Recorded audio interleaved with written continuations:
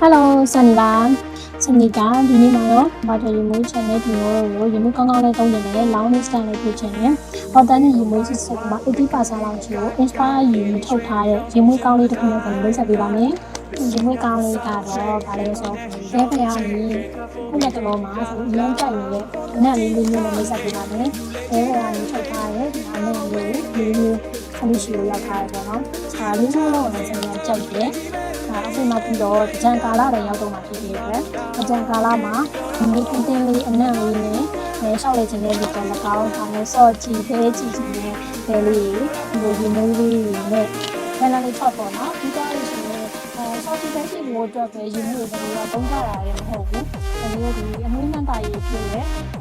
ရေလောင်းရေမိုးလေးစုပ်ပြီးတော့ပေါ့နော်ရေလောင်းလို့ရှိရင်ရေမိုးလေးစုပ်ရေလောင်းလို့ရှိရင်ကိုရေပတ်တဲ့လူကိုဘလောက်တန်မိုးထားကြအောင်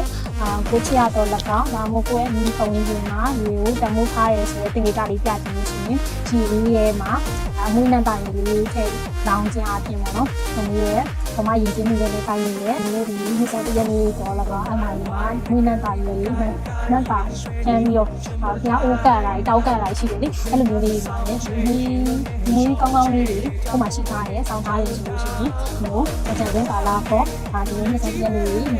မှာလည်းဒါအိုးလေးမှာကိုယ့်ရဲ့အမွေးနှံတာရေးလေးကိုတမိုးရှိရှိလေးဆက်တန်းနိုင်တယ်အခြေလောင်းတဲ့ခါမှာလည်းကိုယ့်ရဲ့ဘီနာပေါင်းဝင်ကြီးက